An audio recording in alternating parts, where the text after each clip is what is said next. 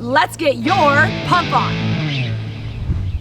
Pumping helps us generate and maintain momentum while out on the trail, creating traction, balance, and learning the value of timing. If you aren't familiar with the terms neutral and ready riding positions, maybe head back and check my bike and body separation videos.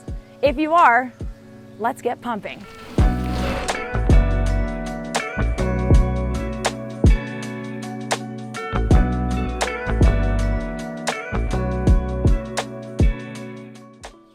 Pumping can be used almost anywhere out on the trail, but a great place to learn how to use the movements is on something like this.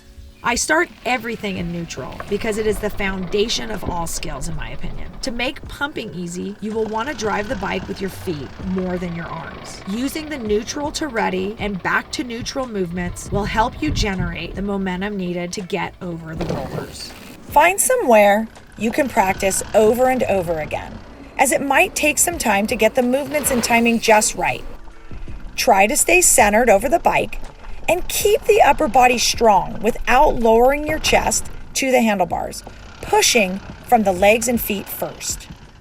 Generating the power through the legs and feet first with level pedals will lower your center of gravity and ultimately drive the bike faster forward. Using the neutral and ready riding positions fluidly while you pump will help get the bike moving faster over the rollers without even taking a pedal.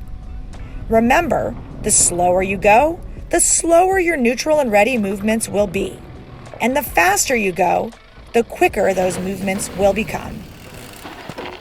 Wow, that pumping sure is a lot of work, but super rewarding once you know how to do it correctly. And creating momentum gives you the ability to have ownership of your ride and makes you more of a pilot, which is awesome.